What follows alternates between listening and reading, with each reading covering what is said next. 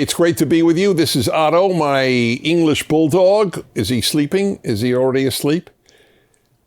It's actually somewhat remarkable that he goes into his spot at the right time. He doesn't spend all day in that bed. It's a little eerie.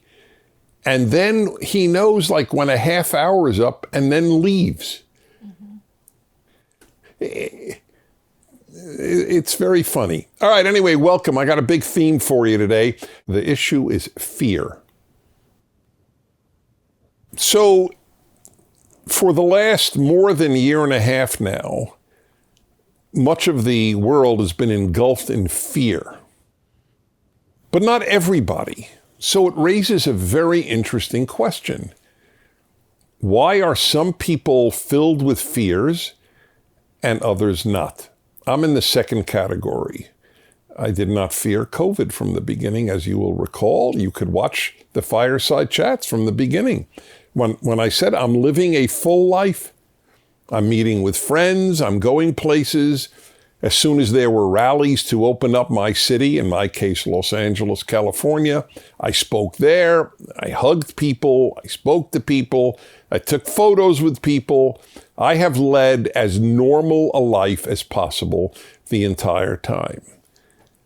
Not because I think I am supernaturally protected from death. I don't believe that at all. I'm a big believer in God, but I don't believe in a God who protects Dennis and not somebody else. That's not my God. And anyway, as I often say, my theology is not what do I want from God, but what does God want from me? It's a very important theological point. I might talk about it once. So the whole issue of fear, for whatever reason, I guess because we're engulfed in it, has preoccupied me. And so I decided to do on my radio show, and in case you don't know, I have a radio show 3 hours a day. It's broadcast on stations throughout the United States and on the internet around the world. It's very easy to hear. The Dennis Prager app, DennisPrager.com, and many of the radio stations that carry me.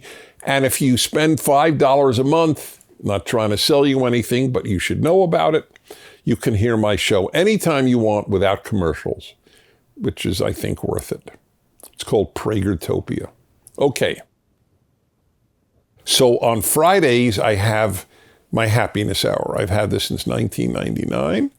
And it's touched a lot of people's lives, including my own, by the way. Happiness Hour has had a big impact on me because of what I talk about. And I admit what I talk about touches me, which is a good thing. And what callers have said to me. I've learned a tremendous amount from callers. So I was talking about fear, and I asked the question, who is more likely to be afraid? And then I got a sort of epiphany, which doesn't happen often. I got this great realization out of nowhere. It was an amazing thing, thinking aloud as I was doing on my radio show. And it occurred to me to say the following. Maybe people who were coddled when they were young are more likely to be afraid when they become an adult. And boy, that blew my head off. And I had people react to it. This is the beauty of having a radio show for 30 years, that I have people reacting to everything I say from every walk of life, every religion, atheists, agnostics, Americans, non-Americans, conservatives, liberals. It's the beauty of the show. I get this vast melange of humanity reacting. And everyone who called in to react agreed. There was a man who called up, said, I was coddled as a kid. Oh, what was it? Something to the effect, he said, my mother always said over and over, be careful, be careful, be careful. And he said it had a terrible impact on me. I have been fighting fear all of my life.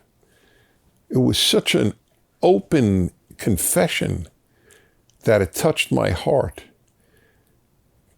When people open up like that, you really feel that you're privy to almost like a therapist's studio or office.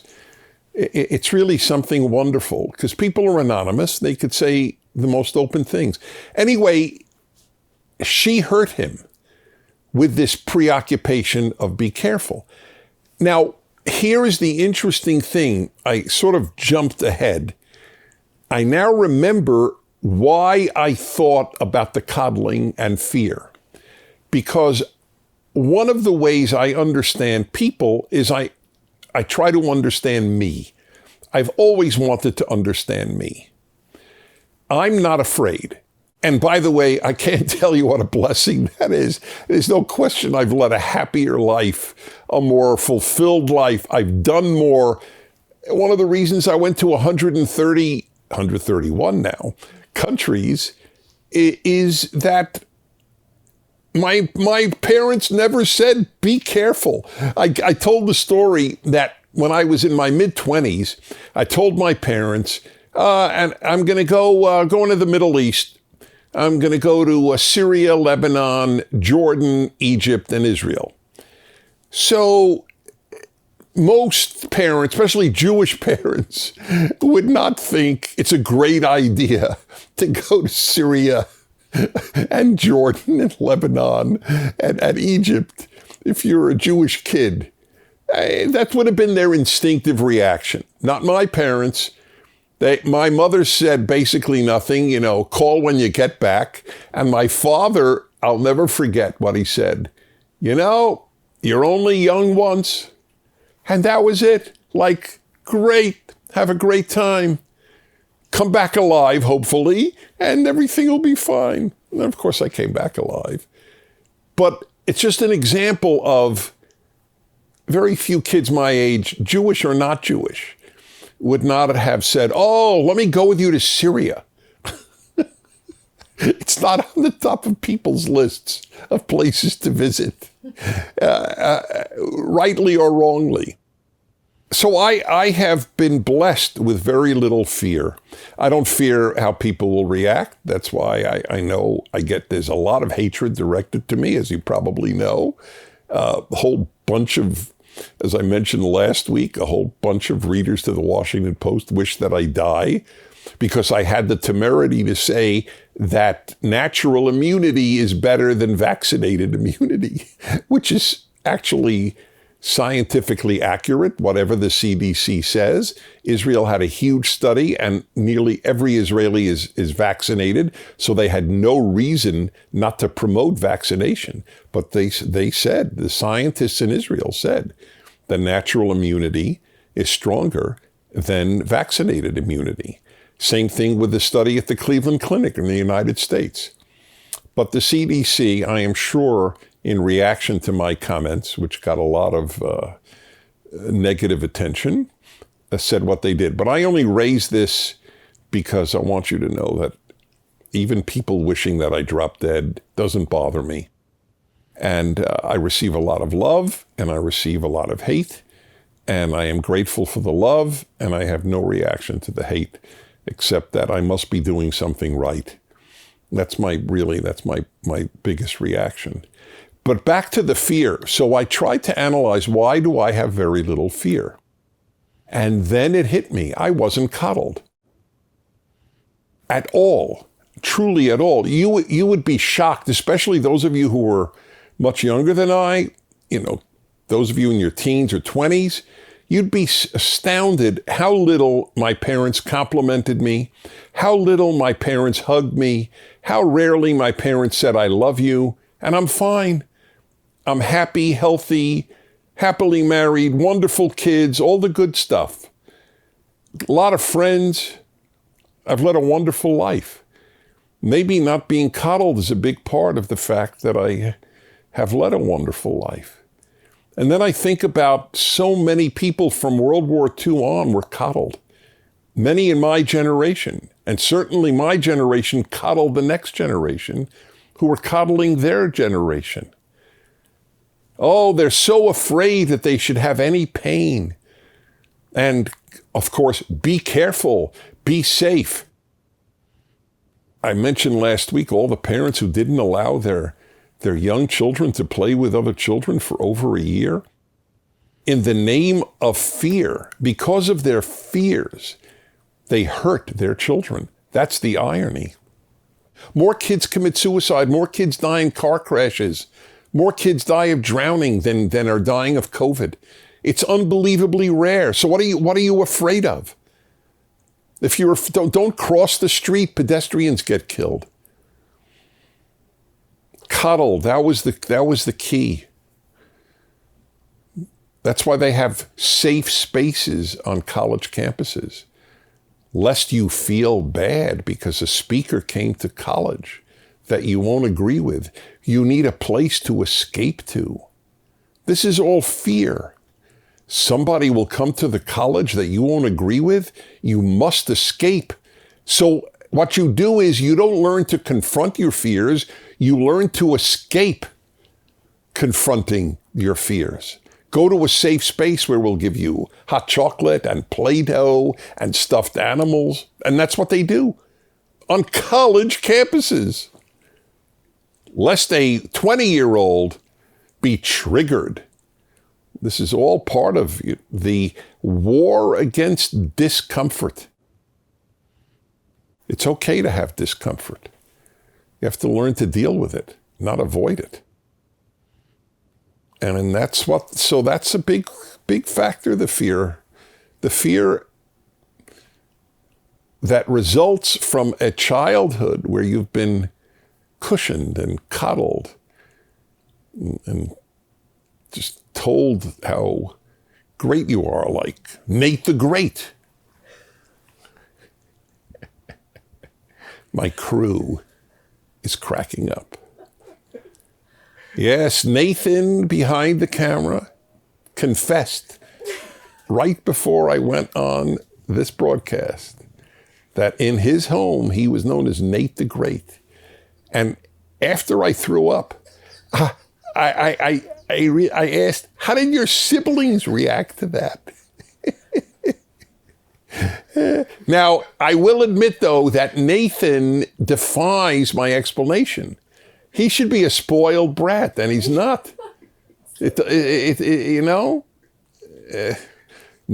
the Great. That is awesome. You got to show this to your parents, Nathan. And there's no question about it. Let me just say this. I was not Dennis the Great in my house. Let me make that clear at this point. That never occurred to my parents. At best, Dennis the Menace. But any kid that doesn't do his homework is not great. Not in a Jewish home, certainly. Oh, man. So it's not good to coddle kids. So I had a very interesting insight on this to share with you as well. So, the greatest source of wisdom in my life is the Bible, especially the first 5 books, upon which the rest of the Bible is entirely based. And in those first 5 books, for which I'm writing my commentary, the Rational Bible, 2 are out, a third is coming out. I finished 3.5. It's been a very, very hard project, but it's very worth it. It's called the Rational Bible. And Genesis and Exodus are out. Deuteronomy's coming out in a few months. Anyway, listen to this. This is really quite mind-blowing an insight. We're told in the Bible to fear 2 beings, God, and you wouldn't guess this, the other one. Could either of you guess? Who do you think we're told to fear other than God? Parents. Very good. Parents, that's right.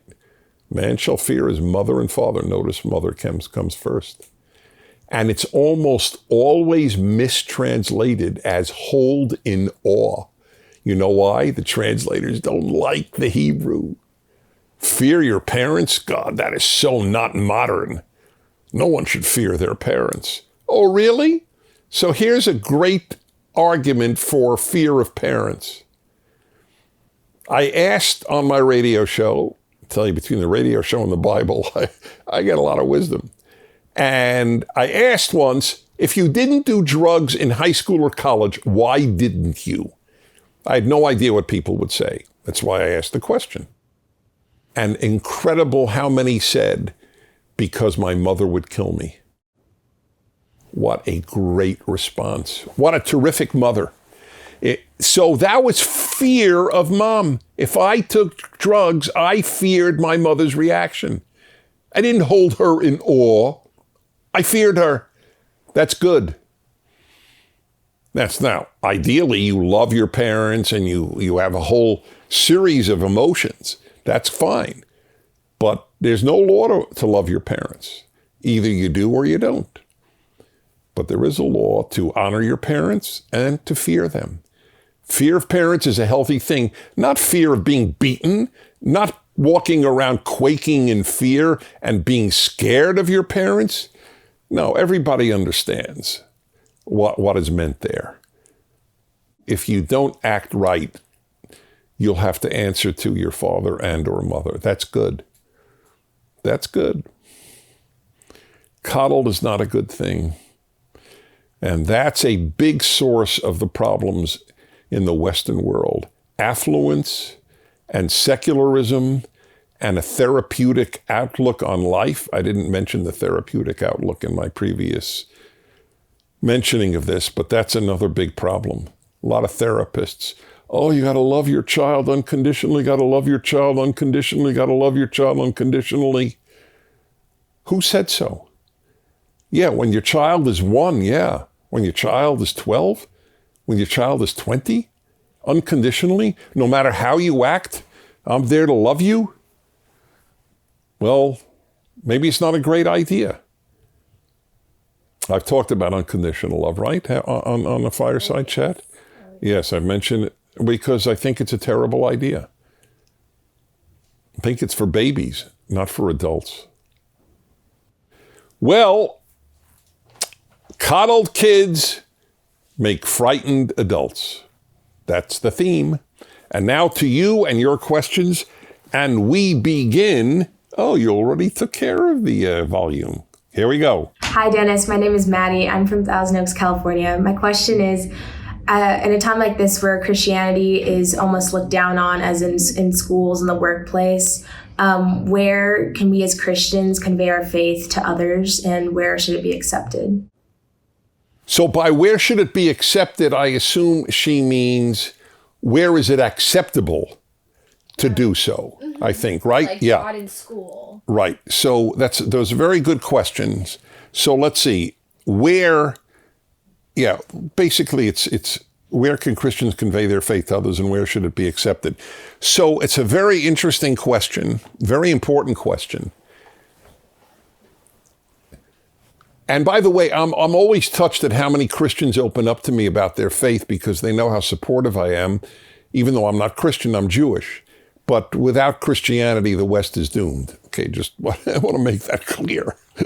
I mean, it's just, it may be doomed, by the way, because things that substitute for Christianity are pretty unhealthy, like fascism, communism, and Nazism. Pretty bad.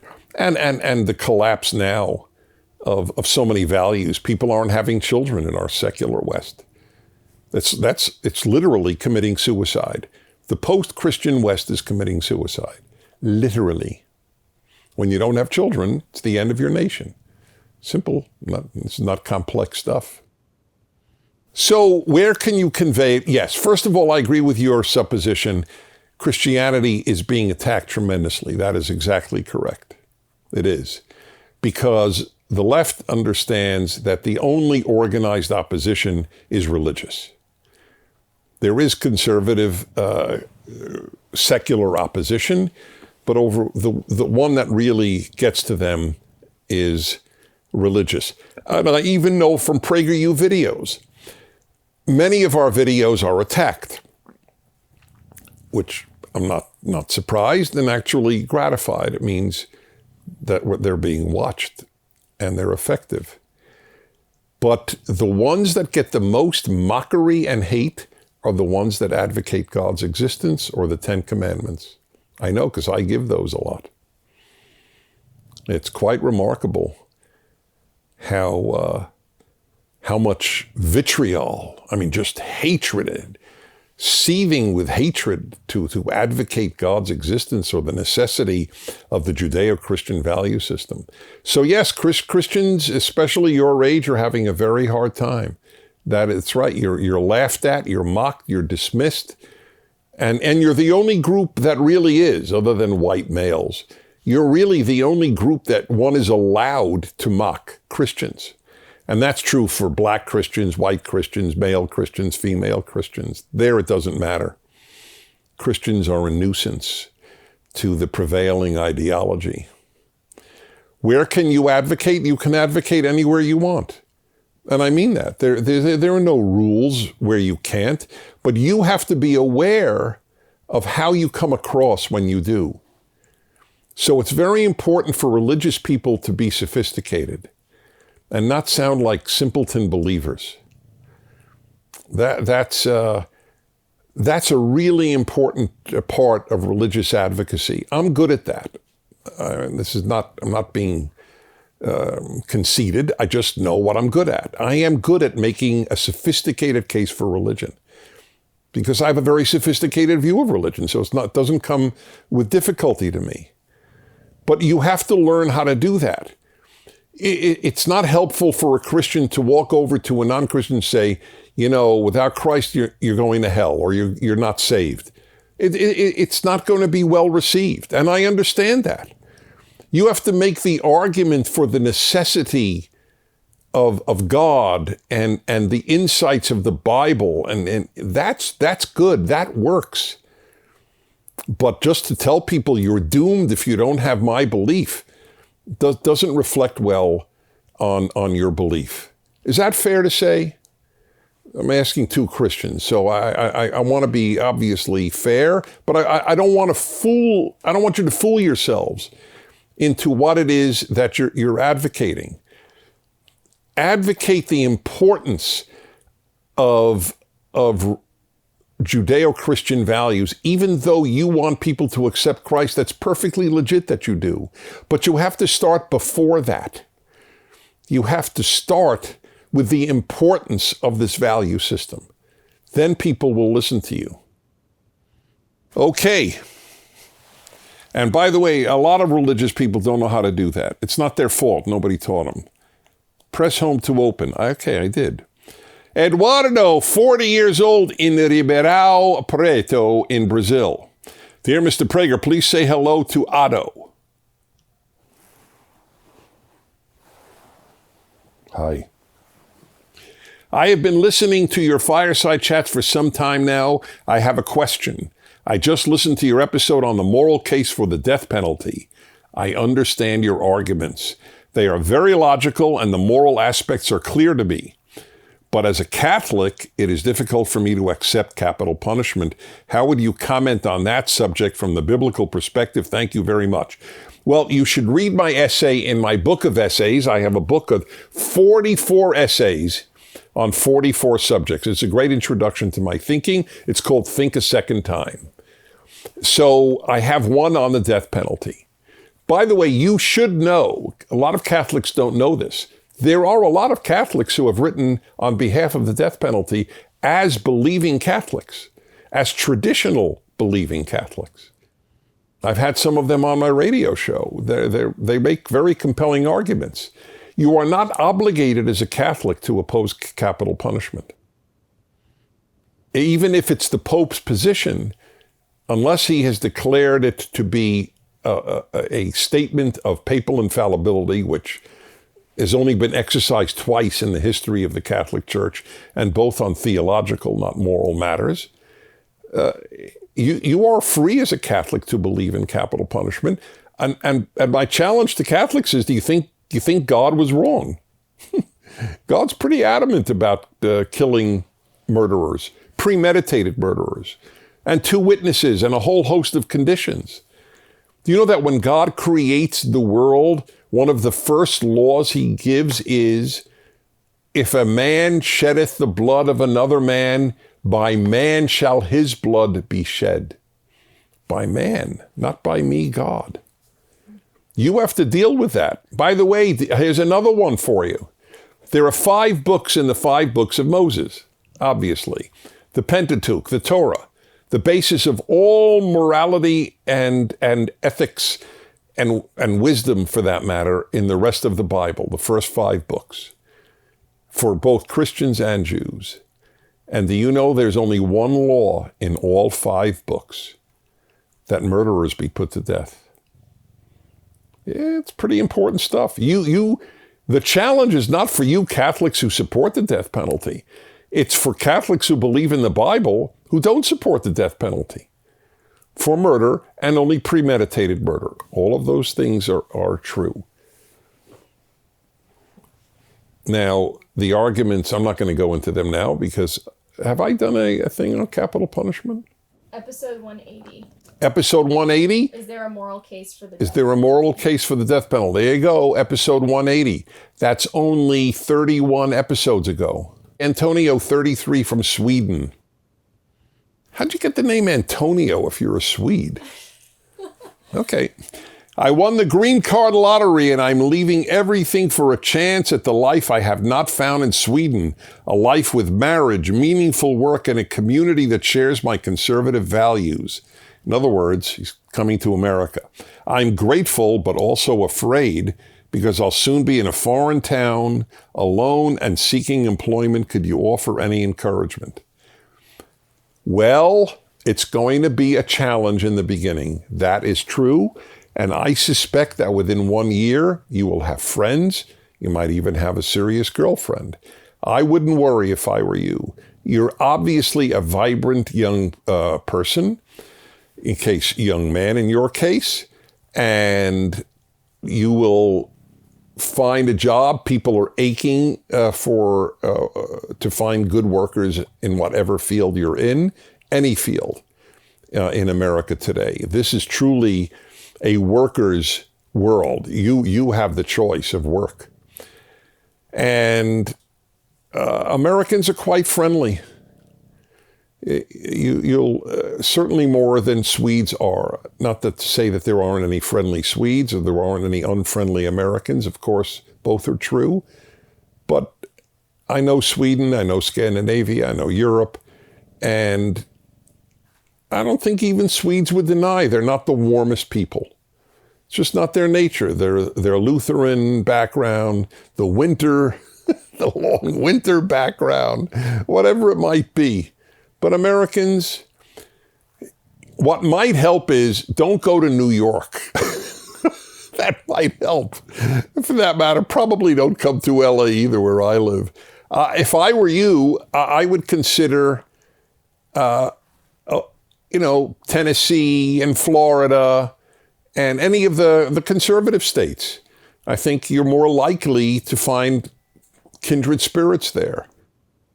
I remember meeting a French woman in Florida. She had spent, in France, I'm sorry. Yes, this is what happened. I gave a lecture in Nice, France, and I was taken to a very fancy restaurant. There was a very pretty young French woman who was our waitress, and she spoke to us in English, and it was a good English. But I speak French, and I like to practice my French in France. So I realized, however, that her English was better than my French. So if your language is better than mine, I speak in your language. That's my rule. If I speak your language better than you speak my language, then I speak your language. That's my rule of thumb when I travel. So she spoke a better English than I spoke French, and I asked her, how do you speak English so well? She said, I spent a year in Tampa, Florida, which I consider a very friendly place, by the way. I like Tampa a lot. And she thought Americans were the friendliest people, friendlier than the French. It was very interesting to hear that from her. By the way, you ready to end with a really funny self-embarrassing moment. So I said to her, you know, I would love to interview you on my radio show in America. Said, oh, that sounds interesting. So I said, yes, I broadcast from my hotel room. And then I realized, oh my God. Oh, what? That must sound like the weirdest line this woman ever got from a guy. I broadcast from my hotel room. There was no way out. I was doomed. Said, forget it. Forget I even asked. It was totally true, by the way. I broadcast from my hotel room, but it doesn't go over well. I tried, bring 2 friends. Bring your mother. It was a very embarrassing moment when I said that.